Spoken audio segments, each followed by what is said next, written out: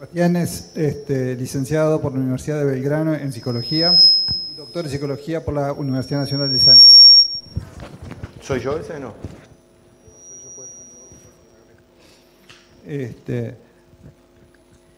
Es investigador del Consejo Nacional de Investigaciones Científicas y Técnicas, CONICET, y es el director de la Unidad de Neurobiología Aplicada. Nos va a hablar de pobreza y desarrollo cognitivo infantil, el valor de la evidencia en los esfuerzos de prevención y de construcción de equidad.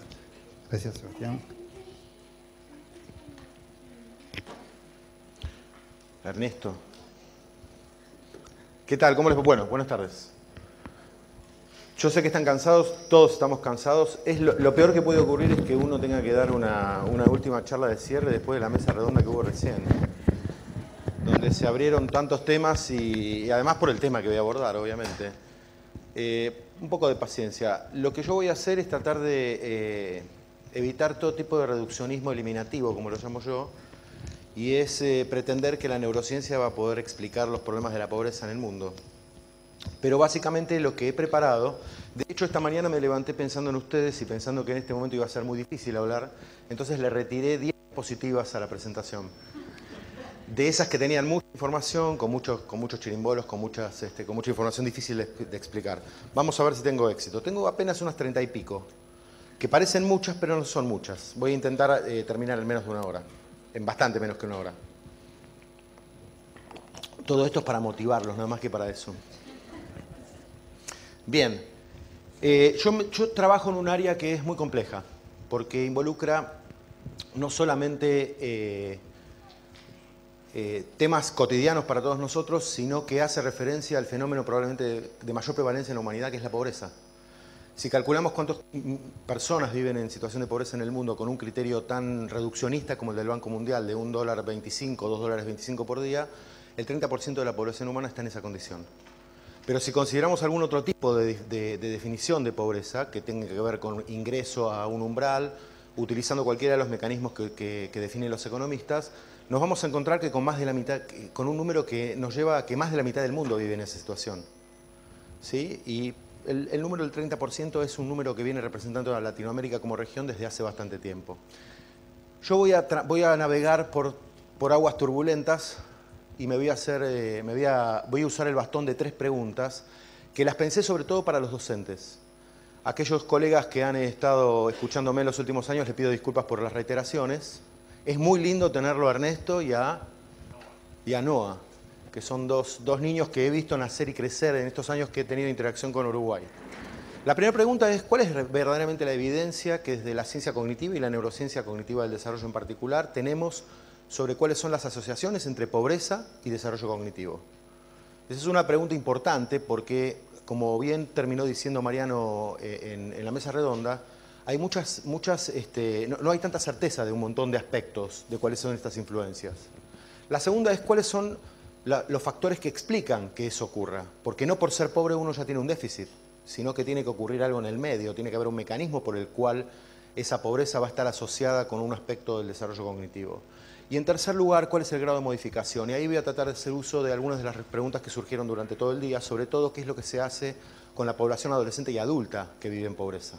Qué es lo que han dado las disciplinas, mucho más allá de las ciencias cognitivas, como las disciplinas de las ciencias de la salud, de la educación, la sociología, la economía, etc. Entonces, para abordar todas estas preguntas, yo necesito que tengamos en cuenta que cuando analizamos fenómenos complejos, sobre todo desde la perspectiva de análisis de mi trabajo, yo no puedo hacerlo solo desde un nivel de análisis. ¿Ahí se ve? ¿Está mejor? Sino que tengo que tomar en cuenta que cualquier fenómeno complejo va a estar determinado por eventos que se dan en distintos niveles de análisis. El primer rectángulo contiene 3 niveles que tienen que ver con el individuo, que es al menos el nivel genético molecular, el neural y el conductual, y por supuesto a nivel ambiental todo lo que tenga que ver con el ambiente físico, social y cultural, que necesariamente contiene a los individuos que vivimos en sociedad. La construcción del desarrollo de cualquier individuo no puede ser pensada si no es pensada en un contexto cultural. Por eso es tan importante la interdisciplina, por eso es tan importante incluir en las discusiones a las ciencias sociales y humanas también, incluso en nuestra área. Cuando uno tiene en cuenta estos niveles de análisis, lo que ocurre es que existen influencias bidireccionales entre ellos y una dirección y un desarrollo individual, de tal manera que para cada individuo se pueden dar distintas trayectorias y es lo que le da forma a las diferencias individuales. ¿Sí? Tengan en mente esto para analizar cualquier dato que yo les vaya a dar en el resto de la charla.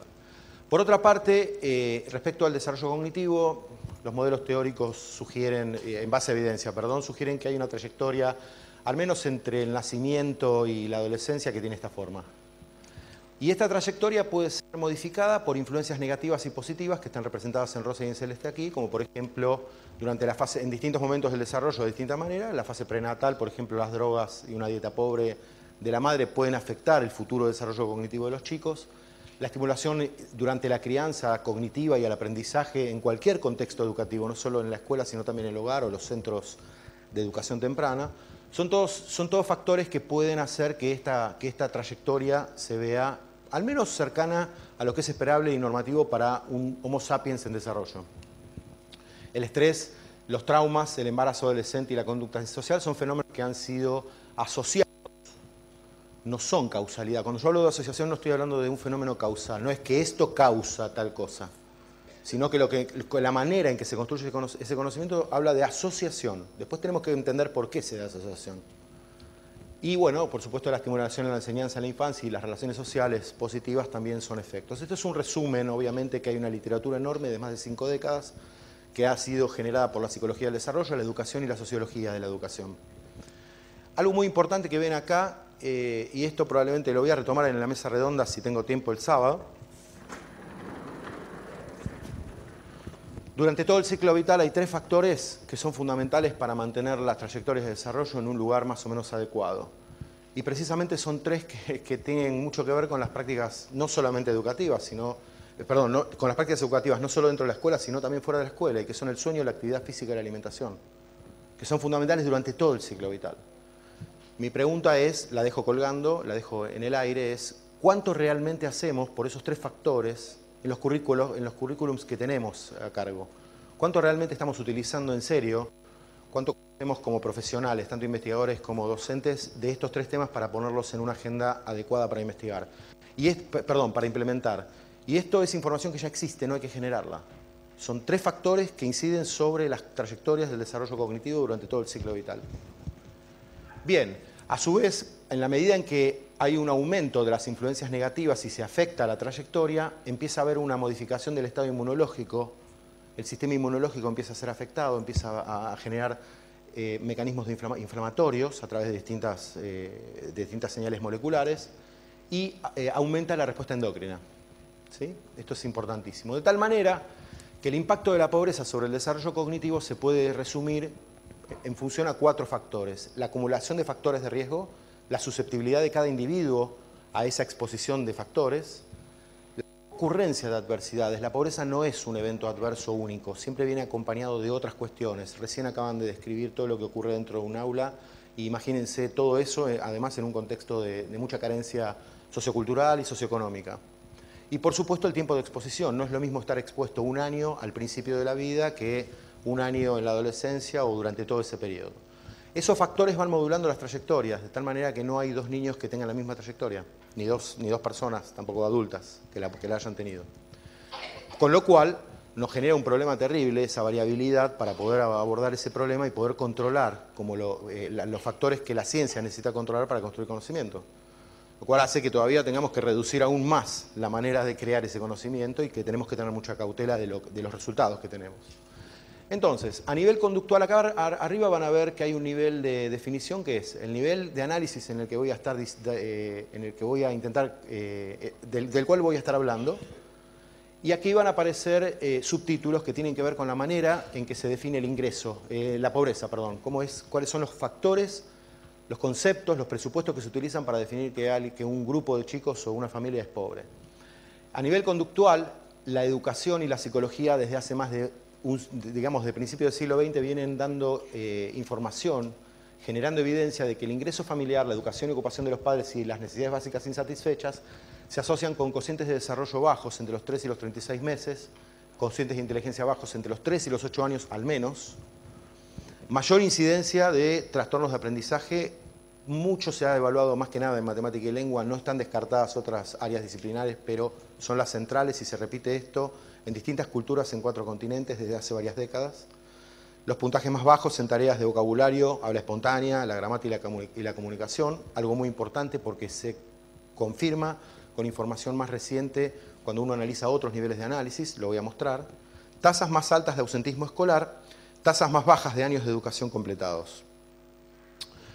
Seguimos en el nivel conductual, pero ahora pasamos a los paradigmas de la psicología cognitiva del desarrollo y la neurociencia cognitiva del desarrollo, que tiene apenas 2 décadas y media de historia. Es decir, la evidencia que nos viene dando la educación y la psicología del desarrollo es mucho más antigua y más persistente, y ahí vamos a encontrar mucha replicación.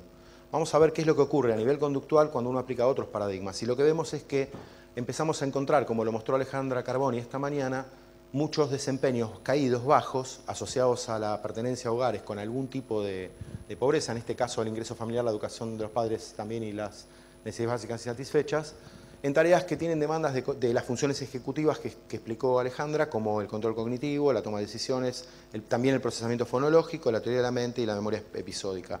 Y esto ocurre desde el primer año de vida hasta la adolescencia por lo menos. Y esta modulación, es decir, pertenecer a un hogar con menor ingreso o menores niveles de educación y ocupación parentales o con necesidades básicas insatisfechas, se asocia, varía según el tipo de prueba que uno utilice para evaluar estos fenómenos. Hay veces que uno utiliza un instrumento y no lo ve, la diferencia no la ve, no la observa.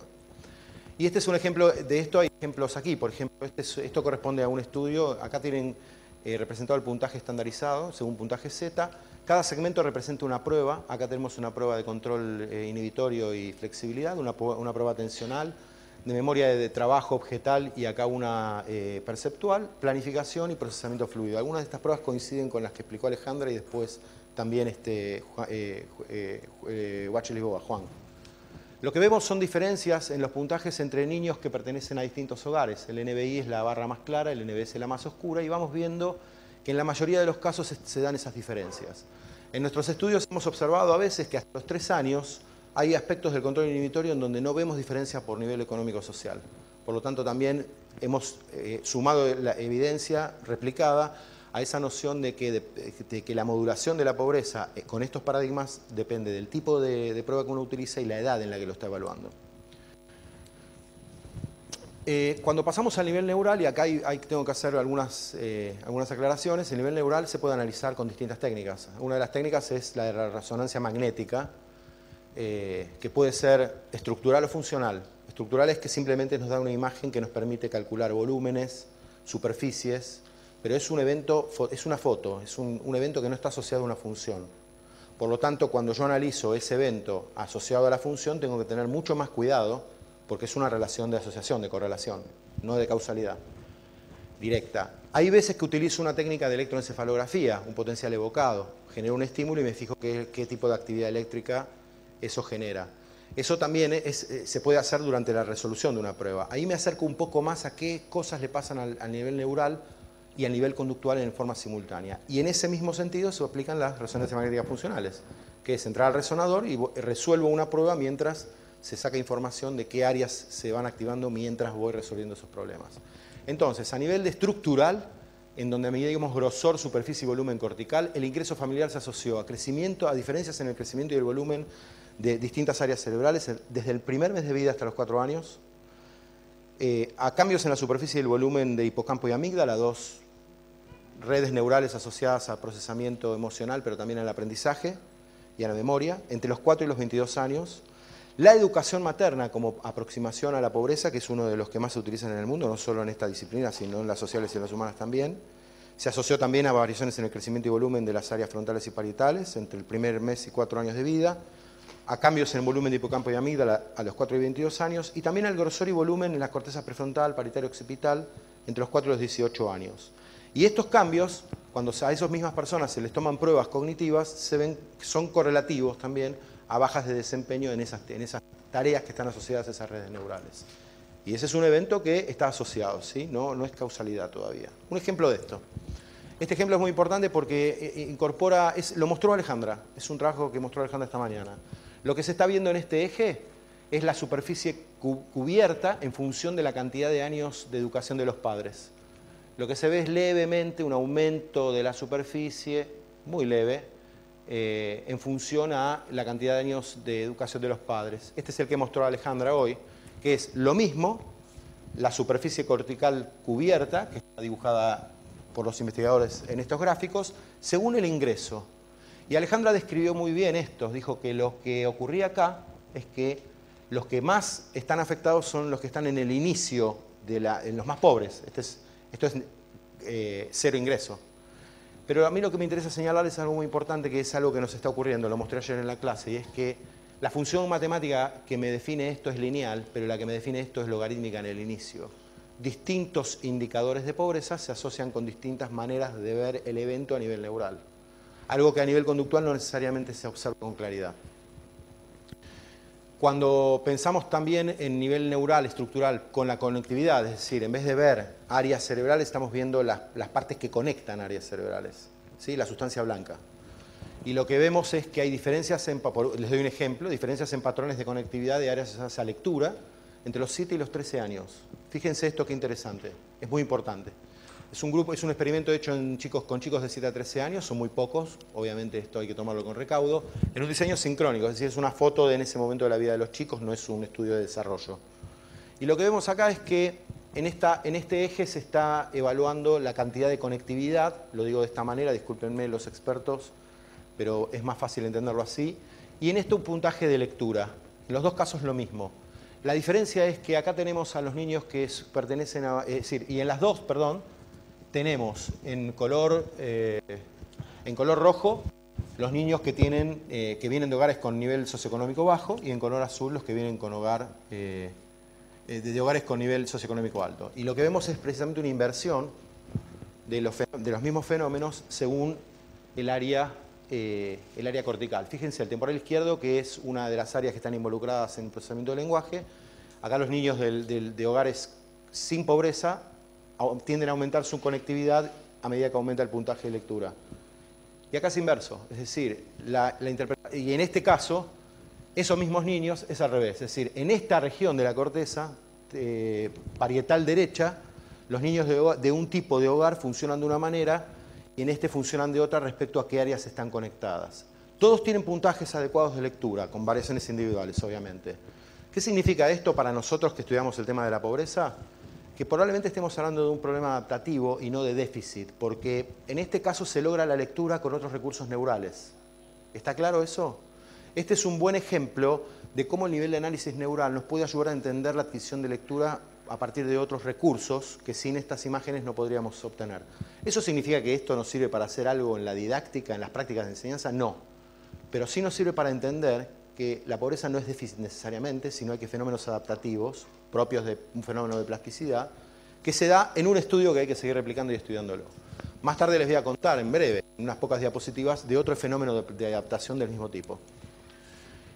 Cuando estamos hay otra línea de trabajo, es la línea retrospectiva, que es preguntarse qué le ocurre a una persona adulta habiendo vivido en situación de pobreza cuando era niño o niña. Y hay muchos estudios que empiezan a aparecer en distintos países, sobre todo de arriba del Ecuador por ahora, Estados Unidos fundamentalmente y distintos países de Europa del Norte, en donde se ve que la exposición a pobreza en el primer año de vida, por ejemplo en un estudio, se asocia con diferencias en los volúmenes de esta área cortical prefrontal. No importa el área ni el procesamiento. Lo que quiero decirles es que este evento está asociado a algo que pasó 25 años antes, habiendo controlado muchos de los aspectos que ahora se están preguntando muchos de ustedes. Educación, cuestiones que han mudanzas, un montón de fenómenos sociales y familiares que ocurrieron en esos 25 años, hasta el punto que se pueda controlar. Hay mucho que no se puede controlar y eso hace que los datos haya que tomarlos con recaudo, nada más que eso. Hasta donde nos pueden decir esos datos podemos hablar, hasta donde no nos dicen no podemos hablar.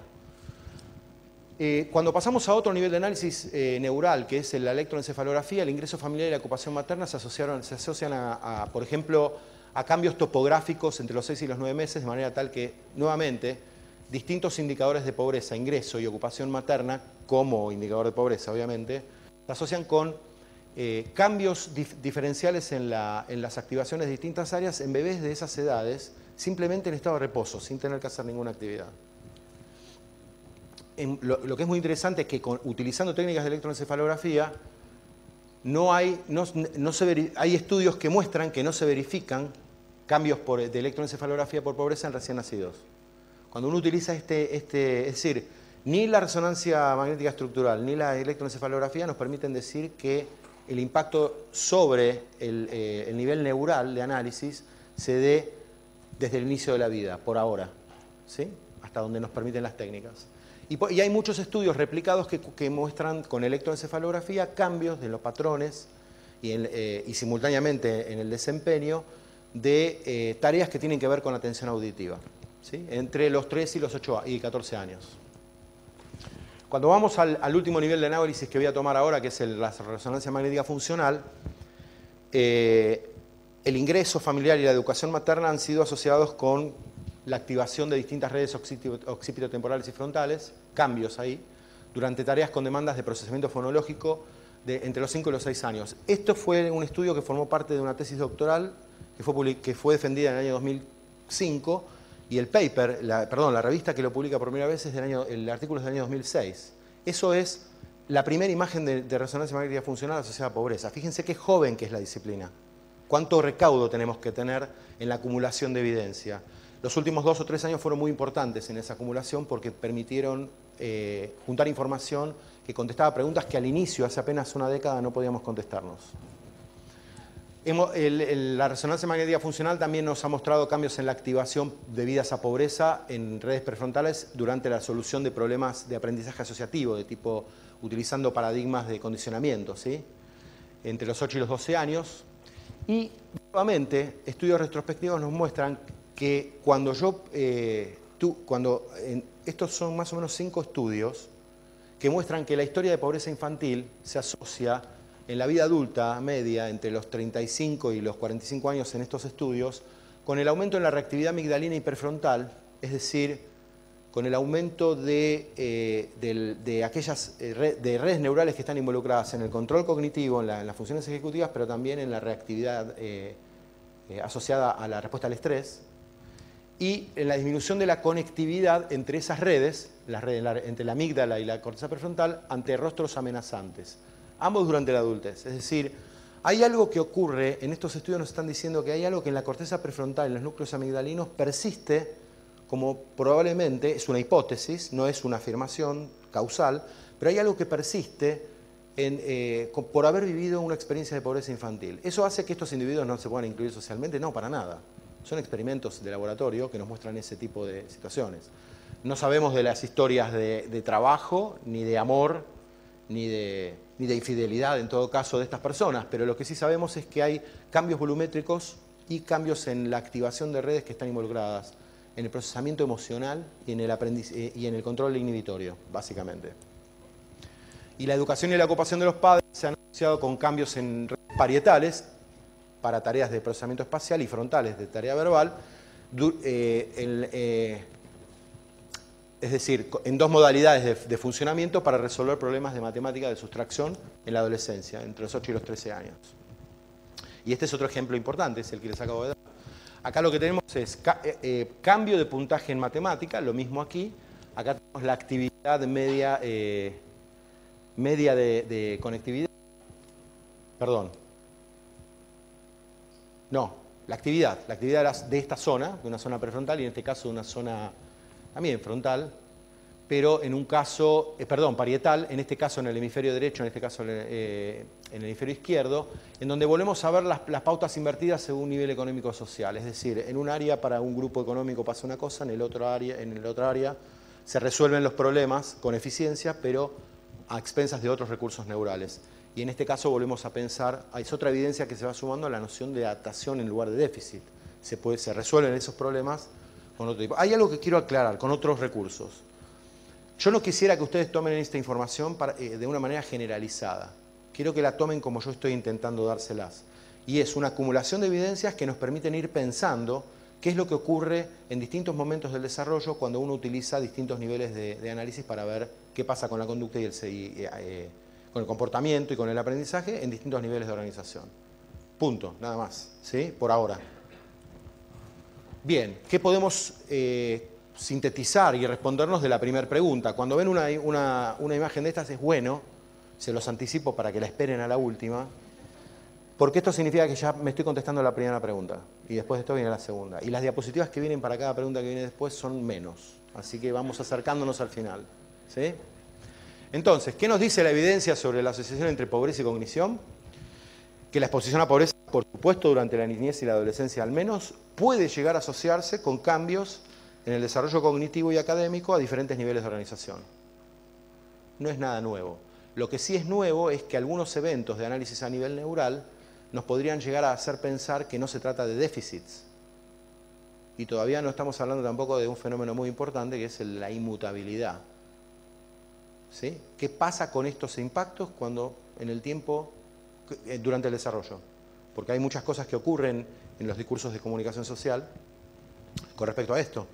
Hay una tendencia, y en mi país, en el sector docente, hay una tendencia a pensar que estos efectos son permanentes e irreversibles. Y yo espero convencerlos de lo contrario, o que por lo menos no lo podemos afirmar tan claramente. En segundo lugar, las asociaciones afectarían de manera específica a los sistemas de procesamiento involucrados en la autorregulación por el control cognitivo y emocional y con el lenguaje. Por otra parte, algunas de estas asociaciones pueden, como les dije, interpretarse como procesos plásticos de adaptación. Y esto es, para nosotros es muy importante porque nos va orientando en este viaje que es la investigación, en esta nave, como decía Mariano, nos va orientando hacia la generación de nuevos experimentos que nos permitan explorar ese tipo de fenómenos, precisamente para comprender qué tipos de adaptación son los posibles. Estas asociaciones además varían según el paradigma de evaluación que uno use, es decir, la prueba, el tipo de prueba. Aunque yo esté evaluando la atención, uso una prueba A y uso una prueba B, y lo que veo a nivel conductual puede cambiar. Y si utilizo la prueba C y una D en un resonador magnético, puedo tener otros dos valores distintos. ¿Sí? Eso es una de las complejidades que tenemos. Y la otra complejidad es que tampoco tenemos pruebas para tirar al techo. Pruebas en este caso vale como manteca, ¿sí? No tenemos pruebas para tirar al techo, para nada. Eso es un problema grave. En el Río de la Plata, creo que de este lado del río pasa lo mismo, pero en el otro lado del río, yo si quiero evaluar funciones ejecutivas desde los 3 años en adelante, tengo problemas, porque no tengo 20 pruebas para distintas edades. Entonces, si tengo que elegir recursos para hacer una evaluación, tengo que pensar muy bien en qué es lo que voy a hacer. Y además, si la evidencia me dice que cuando cambian las pruebas cambian algunos resultados, y que entonces significa que ese es un problema serio que tengo que tener en cuenta. No es tan fácil. Además cambia según etapa del desarrollo, no en todas las etapas del desarrollo la asociación es la misma, no estoy mostrando información sobre eso para no aumentar la tensión de ustedes a esta hora, pero no todas las redes neurales se organizan al mismo tiempo durante el desarrollo. Algunas tardan 2 décadas, otras tardan 5 años. Y eso se va integrando progresivamente. Y por ese motivo es tan difícil... Por ese motivo probablemente tengamos distintos impactos en distintos momentos del desarrollo. Esa es la hipótesis de base.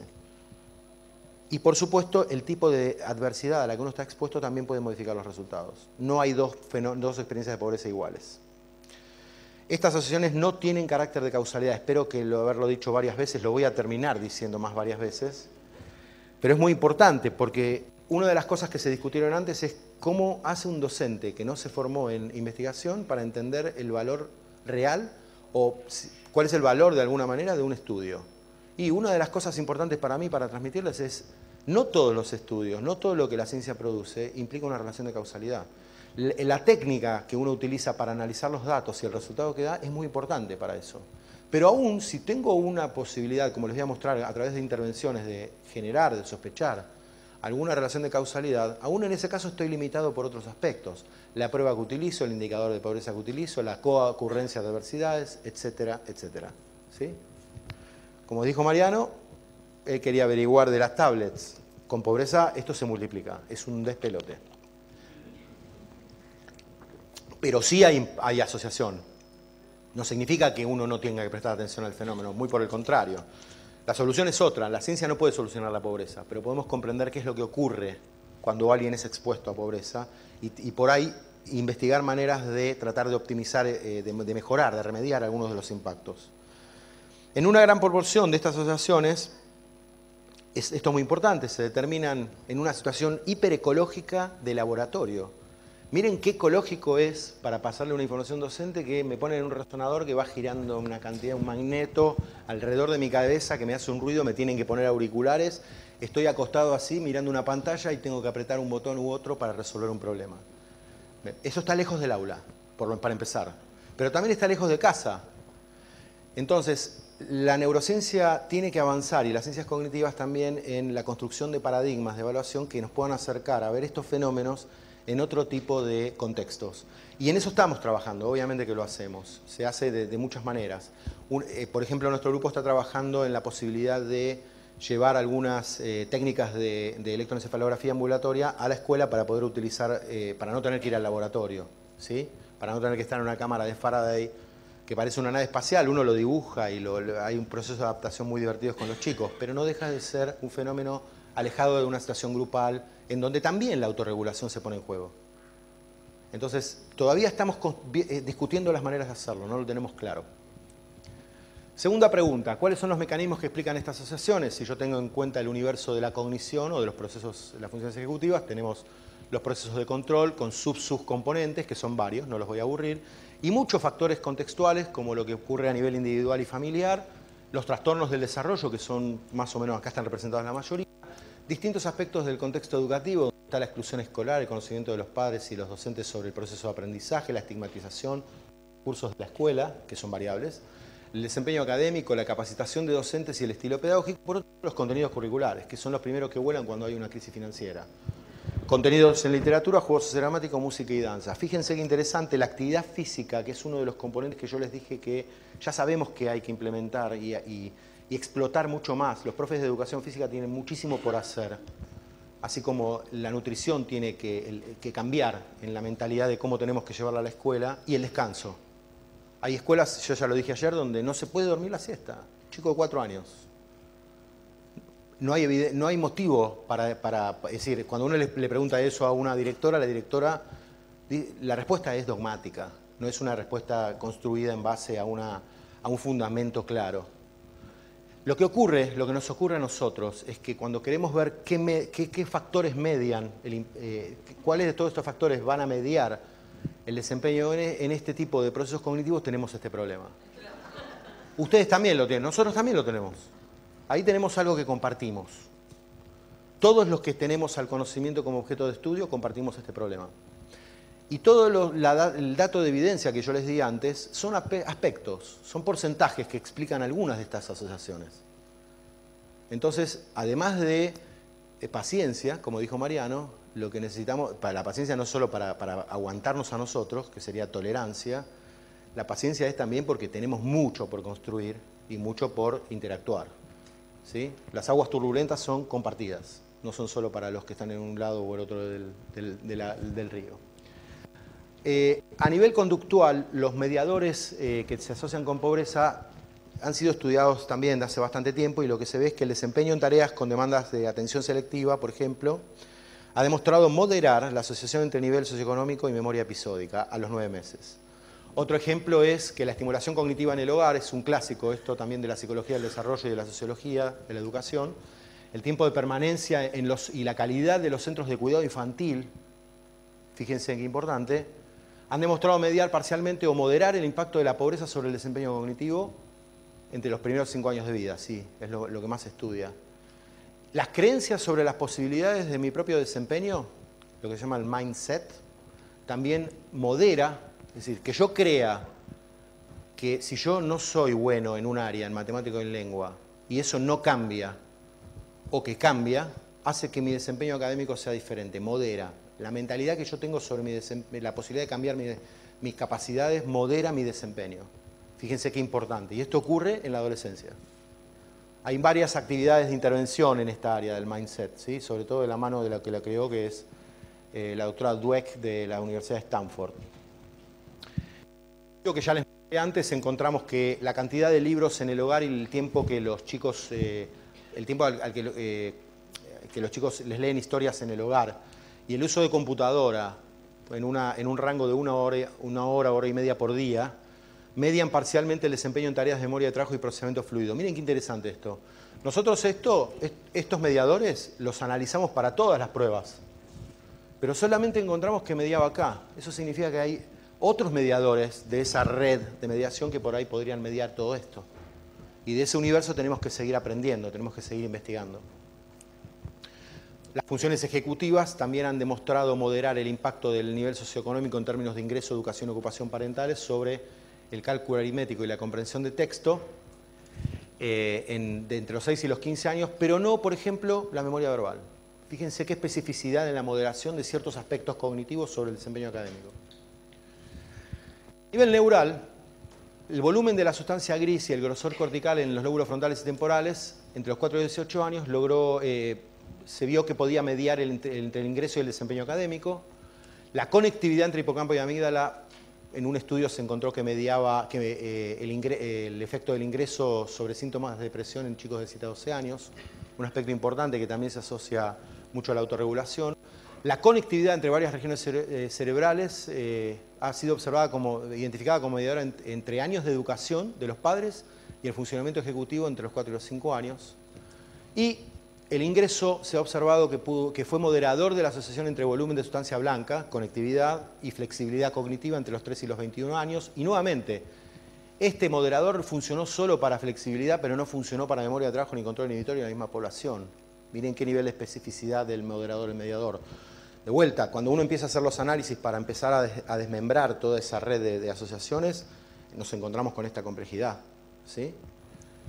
No todo explica todo. Es muy específico a veces. El ingreso y la educación han sido moderadoras en otro estudio de las diferencias por nivel socioeconómico en el grosor cortical en diferentes áreas corticales entre los 3 y 20 años. Y por último, la autoestima, se aplica una prueba psicológica de autoestima, podría ser cualquier instrumento, pero en este caso se aplica este instrumento y en personas de 21 a 24 años se encontró que la autoestima moderaba la asociación entre el reporte subjetivo de pobreza, es decir, cuánto yo me considero que soy pobre independientemente de cómo el criterio externo lo identifica, con cambios volumétricos en hipocampo.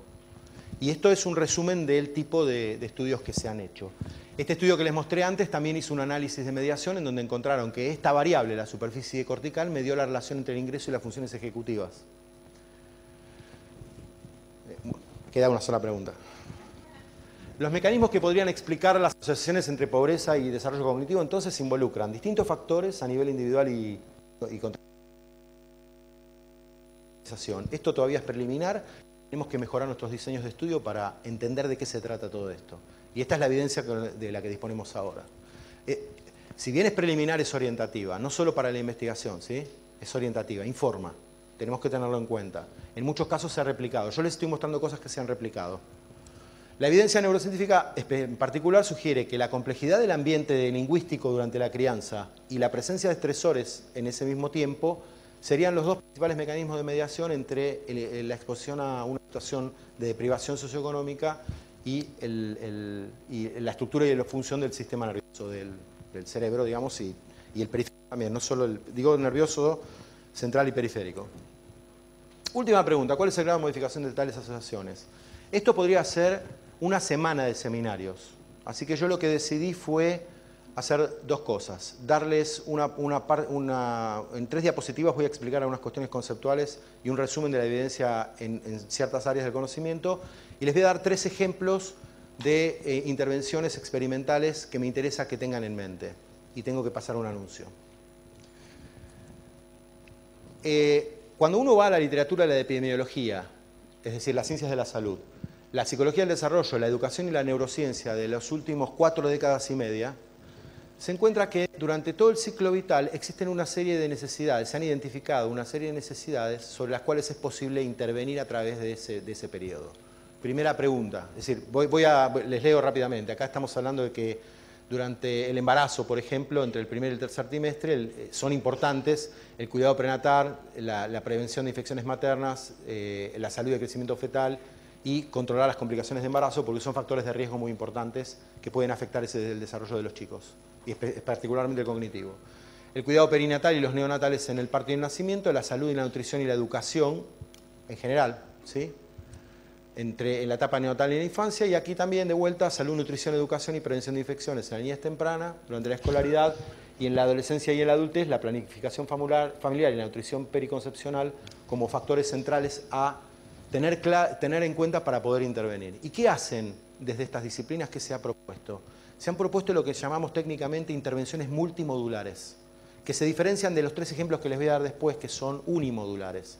Una cosa es plantear tener en cuenta una concepción compleja de lo que significa un individuo en su contexto familiar, en su contexto social, y entender que la deprivación va a afectar no solo al individuo, sino también a su ambiente, y generar para cada una de esas instancias distintos módulos de intervención, orientados a los chicos para su salud, para su cognición, para su aprendizaje, orientados a los padres para pautas de crianza o lo que fuere, con pertinencia cultural y respeto, sobre todo en varios sentidos, ideológicos sobre todo, y para la escuela, para docentes, para directores, para funcionarios públicos, etc. Entonces, una intervención multimodular tiene en cuenta esa complejidad en la que consiste el desarrollo.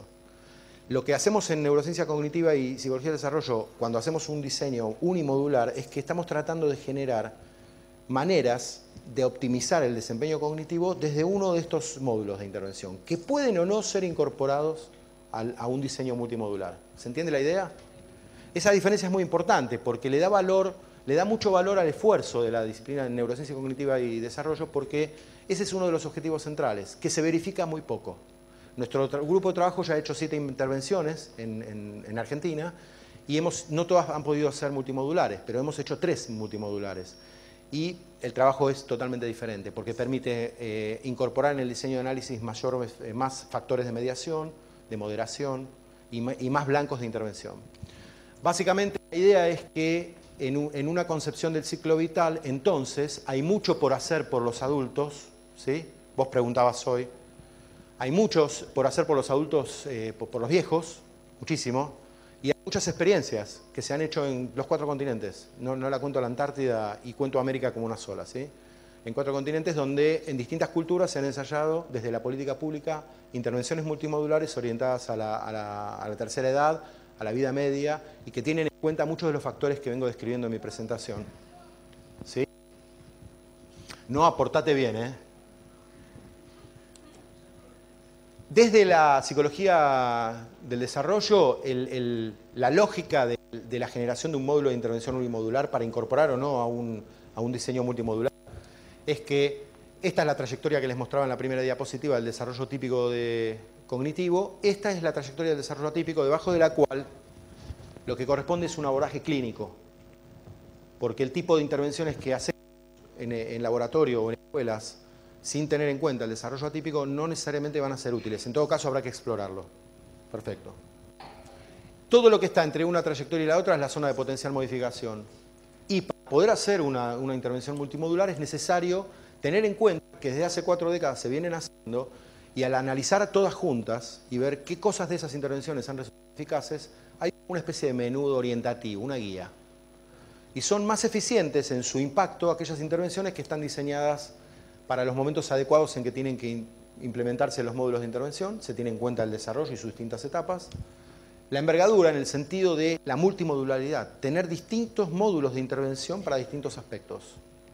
¿Sí? ¿Cada cuánto tengo que intervenir en cada uno de esos módulos de intervención? 1 vez por semana, 2 veces por semana, 3 veces por semana. A veces lo que nos pasa a nosotros los investigadores es que queremos hacerlo muy intenso o ver la dosis necesaria y la realidad no nos lo permite.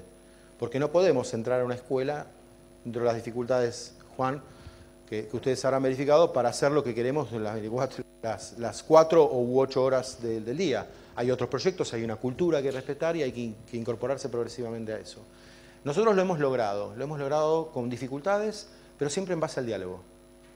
Al diálogo, a la paciencia, al tiempo. Yo para entrar a una escuela necesito 1 año, porque antes de eso tengo que hablar con la ministra de Educación, tengo que hablar y lo hago con mucho placer, porque cada vez que me cambia la administración tengo que empezar a conocer gente nueva. Y las calidades técnicas cambian mucho, entonces yo aprendo, todo el tiempo aprendo. Tengo que ir al Ministerio de Educación, de la ministra de Educación me voy a la directora de todos los jardines de infantes, que es el donde trabajamos. Ahí, en cada instancia, presento el proyecto y explico lo que queremos hacer y lo que no queremos hacer. Y cómo consideramos que tenemos que incorporarnos al sistema, es decir, qué cuidados tenemos. Yo ya voy con un proyecto aprobado, evaluado por un comité de ética, que me dice que los procedimientos que yo quiero implementar están acordes a las normativas de los derechos de la infancia y de los adultos. Después de eso voy a ver a la supervisora, de la supervisora paso a la directora, de las directoras pido reunión con los docentes y después hablo con los padres y con los niños. Y después de todo ese tiempo, recién empezamos a hacer los estudios, una vez que hay un consenso de toda esa comunidad. Y muchas veces nos ocurre que hay escuelas que no podemos trabajar y no hay ningún problema. No hay ningún problema, se la pierden. La direccionalidad de las intervenciones tiene que ver con si uno actúa, si la propuesta de intervención está dirigida directamente al niño o a un adulto, de manera es directa o indirecta respecto del niño. O yo voy a trabajar con el adulto para tratar de incidir en algún aspecto de su desarrollo. La flexibilidad tiene que ver con la posibilidad de ir cambiando aspectos de la intervención porque voy evaluando continuamente lo que voy haciendo en la implementación. El mantenimiento significa que, esto ocurre mucho, las intervenciones que se hacen hasta los 5 años de edad, las multimodulares, se observa que hay una ganancia inmediata en lo cognitivo y después, cuando dejo de actuar, vuelta. ¿Sí? El mantenimiento tiene que ver con tratar de sostener en el tiempo intervenciones que me permitan a mí que eso que pude modificar, que hubo una readaptación, se pueda seguir sosteniendo para que contribuya a otros procesos de integración durante el desarrollo académico. Y, por supuesto, la evaluación de impacto con diseños adecuados. Uno de los estudios, les voy a mostrar 3 estudios desde la neurociencia de los unimodulares. Y a este respecto quiero decirles que el sábado Andrea Goldin va a presentar uno de estos ejemplos, que es Mate Marote, del cual habló hoy Andrea Goldin, y me dijo Andrea que lo va a presentar el día que es su lanzamiento. ¿Qué me dijiste? El lanzamiento, yo había entendido mundial. Me quedaba mal como argentino decir eso. El día de la presentación de del proyecto Mate Marote por parte de Andrea Goldin el sábado es el día que se lanza en Uruguay también. ¿Es así? Bien. No voy a hablar de Mate Marote porque le corresponde a Andrea, habló hoy Andrea Carboni. Lo había preparado originalmente, pero me acordé que dije, estoy cansado. Este es un estudio que se hizo así, 8 reuniones con padres de 2 horas en la escuela y en simultáneo 1 hora de estimulación de la atención de los chicos y a los padres trabajar sobre pautas de estrés en la crianza. Pueden leer los detalles de esa intervención, se los puedo facilitar, les puedo dejar mi presentación a los organizadores para que tengan, esta es la literatura. Lo importante es que además de haber observado mejoras cognitivas específicas en los niños, y una disminución de la percepción de estrés en los hogares por parte de los padres, lo que se observa es que a nivel neural, y este fue el primer estudio que la muestra, también hubo una modificación de los patrones de activación en tareas de atención como si no hubiera, que no eran diferentes a los niños que vivían en situación de no pobreza. ¿Está claro? Una intervención modificó los patrones de activación neural que en estudios previos del mismo grupo se habían visto como asociados a pobreza. Punto 1. Punto 2. Una intervención que hicimos que estuvo a cargo de mi colega Julia Armida, que es una colaboradora entre nuestra unidad y el grupo de neurociencia de la DITELA. Lo que hicimos esto fue muy laborioso. 64 actividades diseñamos con docentes de jardín de pedagogos. 32 para 4 años, 32 para 5. De esas 32 en cada grupo etario, 16 de matemática, 16 de lengua. Un año discutiendo sobre paradigmas, cuestiones epistemológicas, doctrinarias, ideológicas, pero logramos hacerlo y logramos implementarlo. No queríamos ver más después por un tiempo, pero lo logramos. Y ahí aprendimos mucho de ese esfuerzo del que estamos discutiendo, del que se discutió hoy en la mesa previa a esta charla. Y es todas las dificultades que hay que atravesar para poder generar algo en común cuando uno se lo propone concretamente. Aparece todo lo que ustedes dijeron, pero se logró hacer algo. Tuvimos paciencia, como dice Mariano, ¿sí? Nos duró hasta el diseño. Después lo implementamos y después de un año de implementarlo, no encontramos diferencias cognitivas entre los que habían sido expuestos a ese currículum orientado a optimizar las funciones ejecutivas y el currículum habitual.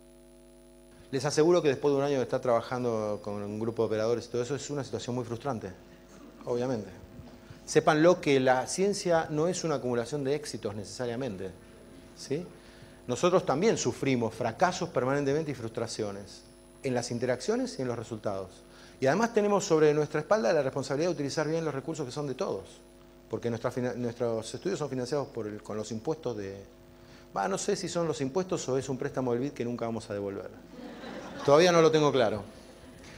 Pero en este estudio lo que vimos es, fuimos a buscar las notas de primaria, de primer grado de estos chicos, unos 6 meses después de que habían estado en las situaciones y vimos, son los que están representados en las barras verdes, que El desempeño en matemática lengua y en la conducta autónoma evaluada por los maestros en todos los casos, hemos hecho controles, es preliminar, el tamaño muestral es muy bajo, no importa, es preliminar, pero sí vimos que hubo una transferencia a lo académico de lo que sospechamos que pudo haber habido una transferencia de lo que hicimos en jardín al desempeño en matemática y lengua y conducta autónoma en primaria, en primer grado.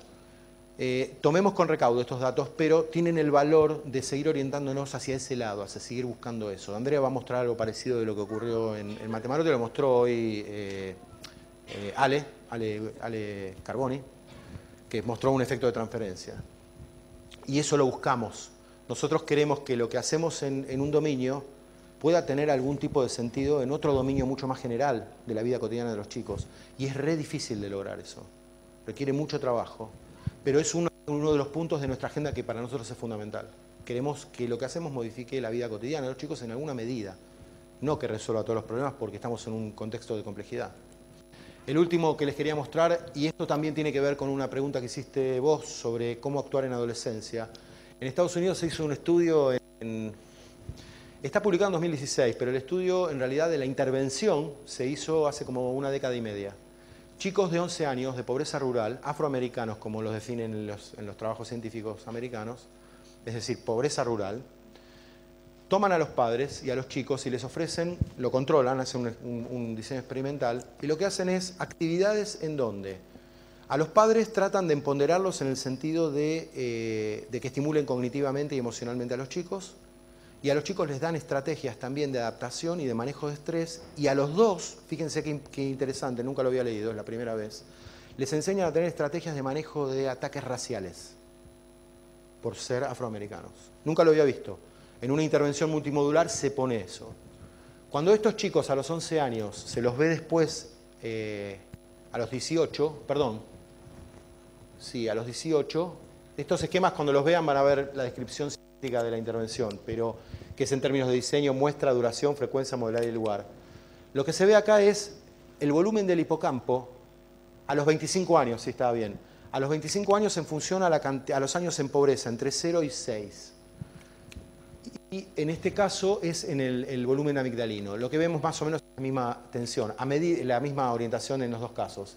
Con puntos negros son los grupos controles que no estuvieron expuestos a la intervención y con puntos blancos los que estuvieron expuestos. Lo que nos está diciendo esto es que los chicos que participaron en la intervención tuvieron este volumen, manifestaron este volumen constante independientemente de la cantidad de años, mientras que el otro grupo, a medida que aumenta la deprivación, la exposición a la pobreza, sus volúmenes cambian. ¿Qué significa el cambio de volumen? Lo dejo para otro tema. El tema es que hay un cambio, un evento neural que cambia, ¿sí?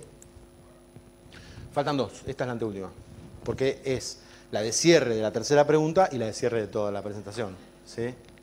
Entonces, con respecto al grado de modificación de las asociaciones entre pobreza y cognición, la evidencia nos dice que es posible modificar el desempeño autorregulatorio cognitivo-emocional de los chicos desde la niñez hasta la vida adulta, porque no les mostré datos de estudios de intervención que se hacen con adultos y hay cambios a nivel conductual y neural también. Uno de estos me lo pasó Andrea hace unos días que salió publicado en Frontiers.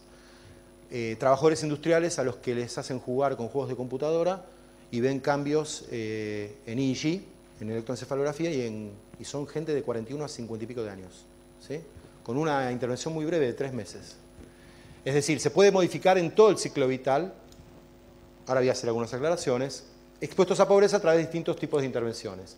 Esta potencialidad de cambio cuestiona el absolutismo de que el impacto de la pobreza es inmutable e irreversible durante el ciclo vital, porque por intervención puede cambiar.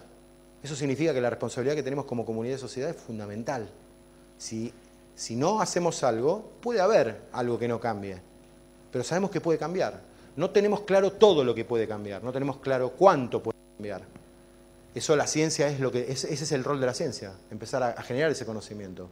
Pero como sociedad estamos obligados a intentar hacerlo, a través de las políticas públicas, que es la manera de cambiar la realidad, obviamente.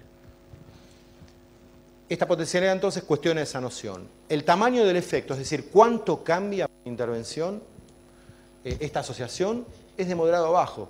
Eso significa que tenemos que trabajar mejor en los diseños, tenemos mucho trabajo por delante. No todos los chicos que participan o las personas que participan se benefician de manera igual, hay mucha diferencia individual, hay cosas que hacemos que intervenimos y no, hay gente que no cambia y hay otros que sí. Les pasa a ustedes en el aula todos los días, ¿sí? Hay muy poca articulación entre los abordajes multimodulares comunitarios con los que hacemos nosotros en los laboratorios. Esa es una tarea también que necesita una integración y una construcción permanente. Entonces, con respecto a los estudios de impacto y mediación, tenemos que ser cautos sobre el valor correlacional y probabilístico de los datos. Eso es lo que hace la ciencia, construye conocimiento probabilístico. Así que tenemos que tener cuidado. ¿Eso significa que tiene menos valor? No. Significa que tiene ese valor. Y así hay que utilizarlo y aplicarlo. Necesitamos desarrollar indicadores de pobreza que puedan darnos cuenta de manera más específica de qué significa para un chico estar viviendo en pobreza. Porque el ingreso y las necesidades básicas son importantes para seguir haciendo investigación, pero no nos dicen de la miseria cotidiana, del dolor físico y mental y psicológico que implica, perdón por mental y psicológico que implica estar viviendo en una condición de deprivación, ¿sí? Que altera un montón de fenómenos alrededor del individuo. Eso significa que también tenemos que contribuir más a los debates de déficit y adaptación. El déficit está a la orden del día en los organismos multilaterales a través de la comunicación social. Van a escuchar lo de los primeros 1000 días, van a escuchar que lo que no de los primeros 3 años o los primeros 1000 días después ya no se puede hacer. El aprendizaje solo es eficiente si uno logró que los chicos coman en ese momento. No, no hay evidencia para eso, no la hay. De hecho, los nutricionistas que lo habían dicho hace 2 o 3 décadas, están diciendo, lo dije ayer en clase del satélite, están proponiendo que ni siquiera utilicemos más el criterio, el concepto de periodo crítico en el diseño de políticas para infancia. Hay un cambio paradigmático en la nutrición epidemiológica en ese sentido en estos días. Y lo están diciendo los representantes del área que han generado más evidencia en el mundo. Algunos ya están muertos, pero lo han hecho hace poco tiempo, antes de morirse. ¿Sí? El doctor Pollitt es uno de ellos, un investigador peruano que trabajó toda su vida en la Universidad de California. Y el otro es Georgiev. Son referentes que están diciendo ya desde hace 2 años, tenemos que tener cuidado, está cambiando el paradigma, de la mano de la innovación de la epigenética, pero también del concepto de periodo crítico, que es muy difuso además. Tiene que tener ciertas características para poder ser crítico en serio un periodo. En ese sentido, el ejemplo que dio Juan, estoy ya terminando, el ejemplo que dio Juan con respecto a los búhos está bárbaro, pero es un periodo crítico de un procesamiento sensorial de una especie bastante alejada de la nuestra, que me encantan, ¿eh? Son lo más los búhos, pero cuando hablamos de autorregulación y de integración de plasticidades durante 2 décadas, es mucho más complicado establecer periodos críticos. Yo no los niego, pero al día de hoy la evidencia nos dice que no están tan claros cuáles son. Te quería pelear ahora. Con respecto a los estudios de intervención, es necesario seguir haciendo esfuerzos en la integración de las perspectivas experimentales a las multimodulares. Tenemos que ser inteligentes. Estamos siendo salames, ¿sí? Estamos desperdiciando nuestro tiempo como decía Freud, en el narcisismo de las pequeñas diferencias, ¿sí? Tenemos que tener cuidado, no podemos ser salames. Empecemos a respetarnos un poco más, sobre todo si somos honestos en lo que estamos proponiendo. Porque una cosa es decir que a mí no me gusta Foucault o Bourdieu, prefiero a Posner. Y otra cosa distinta es decir, la verdad es que cada uno de esos investigadores tuvieron algo inteligente que decir y bueno, ¿por qué no nos ponemos las pilas y empezamos a ver de qué se trata en lugar de andar peleando por las pequeñas diferencias? Por supuesto que eso no implica minimizar ningún aspecto ideológico por los cuales está atravesado la construcción del conocimiento científico. Está clarísimo que estamos atravesados por lo político y lo ideológico. Eso no nos puede detener y mirar al de enfrente. Es decir, el enemigo está en otro lado, está en donde se genera equidad, en el caso de mi tema. Somos nosotros los enemigos, no podemos ser tan salames. La innovación en el diseño también es importante. ¿Por qué? Esto es fundamental, es un concepto que quiero que les quede bien claro. No hay fórmulas, no hay recetas. Ustedes vieron la complejidad y la cantidad de variabilidad que hay.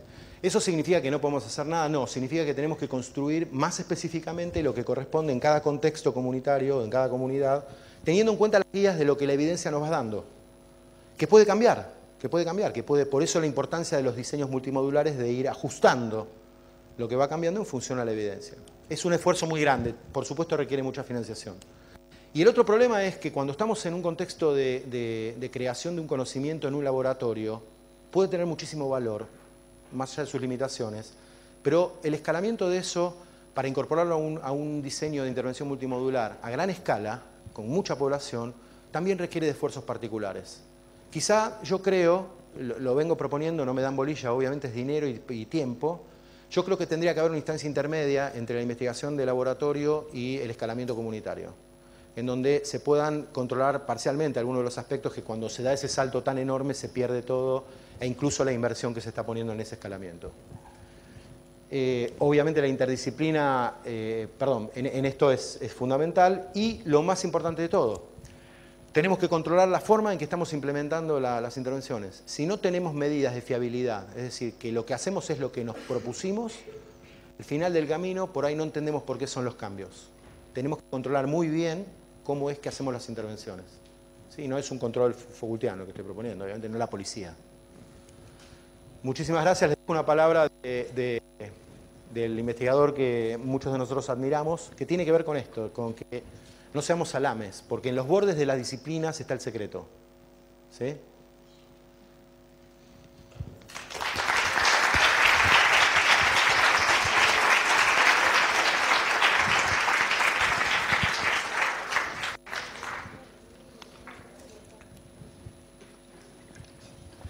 Es tarde, pero los espero, no hay problema.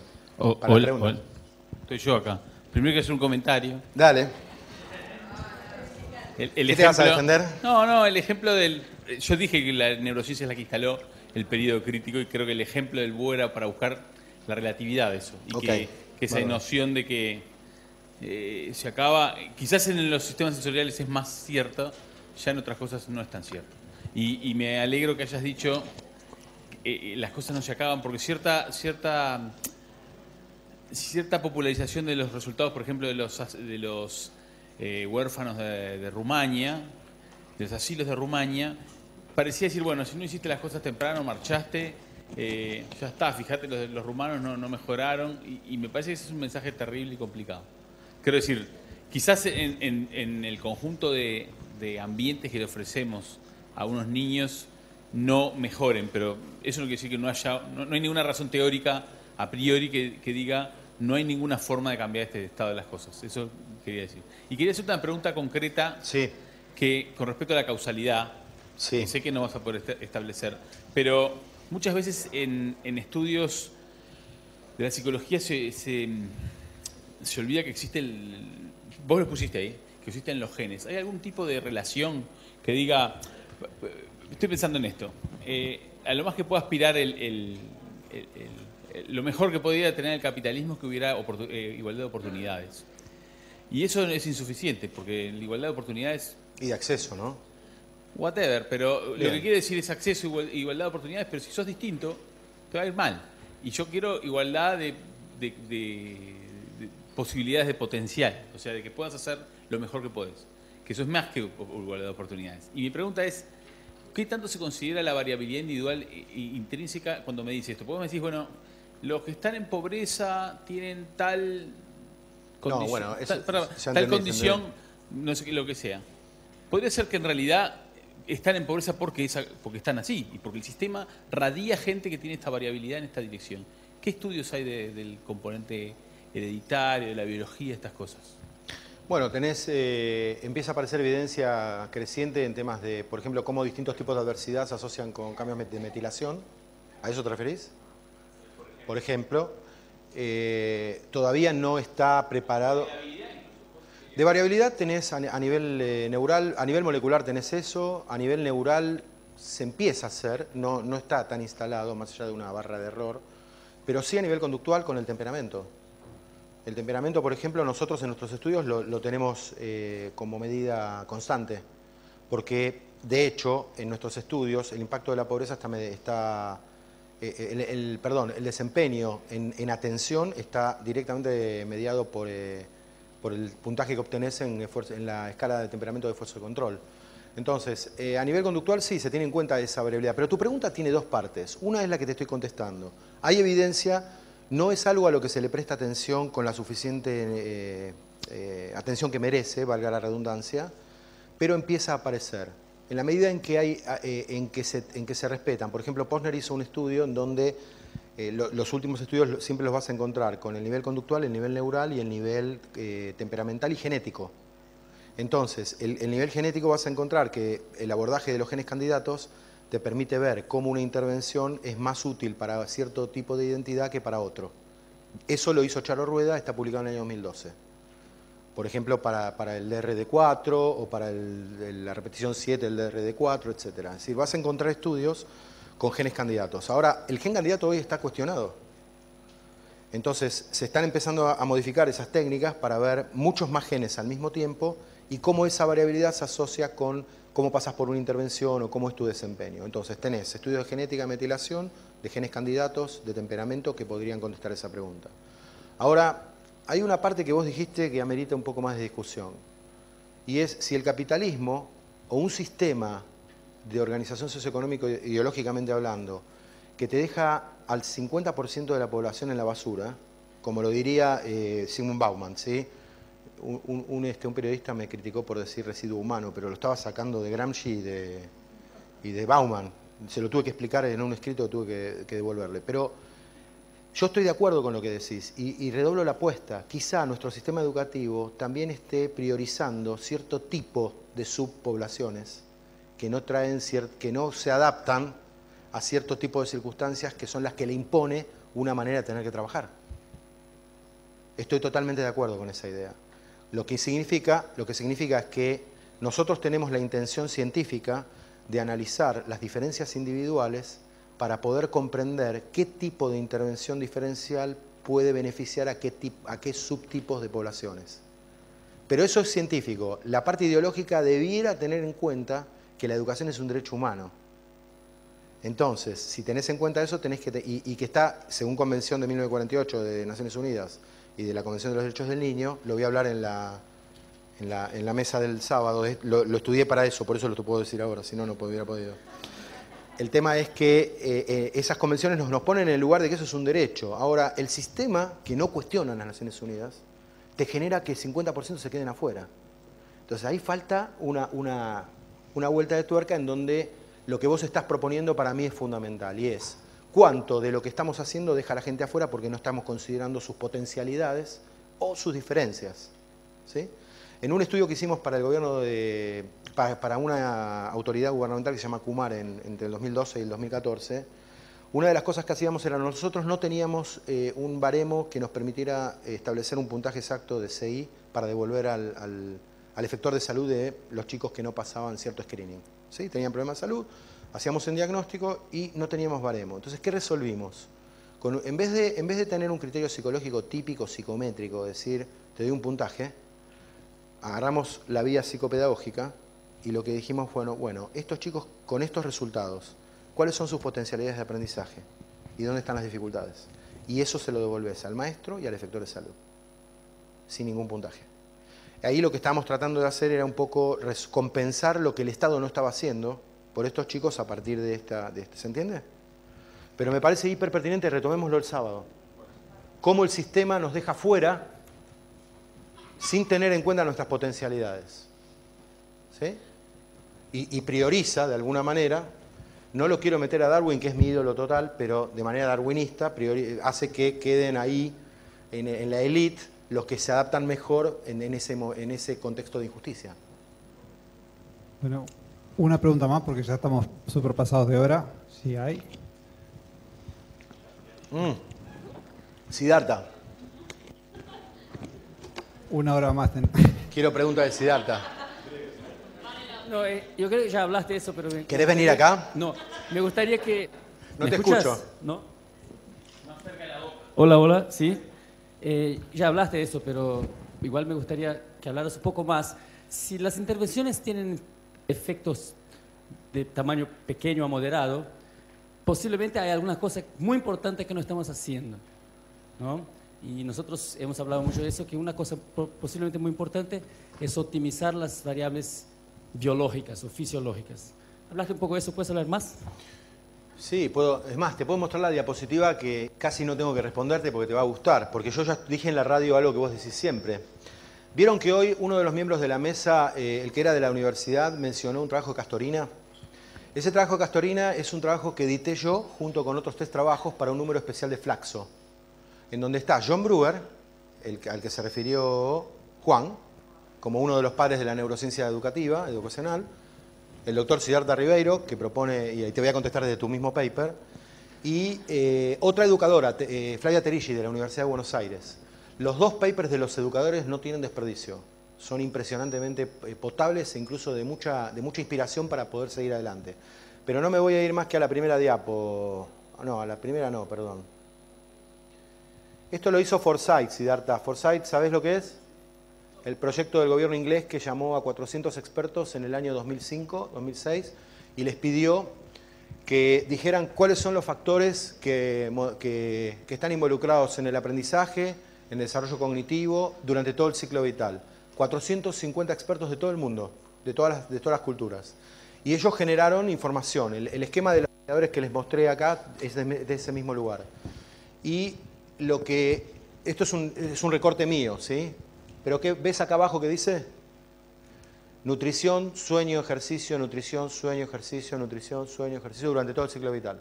Lo que yo dije cuando mostré esta diapositiva antes es que está al alcance de la mano en las intervenciones de cualquier tipo, de cualquier política, poder echar mano a este tipo de elementos. No tenemos que investigar para saber que la nutrición, el sueño y el ejercicio físico son fundamentales durante todo el ciclo vital, desde la concepción en adelante. Bueno, el ejercicio físico en la concepción no, pero sí para la madre. Durante todo el ciclo vital. Es decir, yo creo que hay algo subexplotado. Esa es mi concepción. En la radio, que estuve el otro día y sé que vos estuviste hoy, dije lo mismo que vos. Aumentarle los sueldos de los docentes y trabajar sobre estas 3 variables.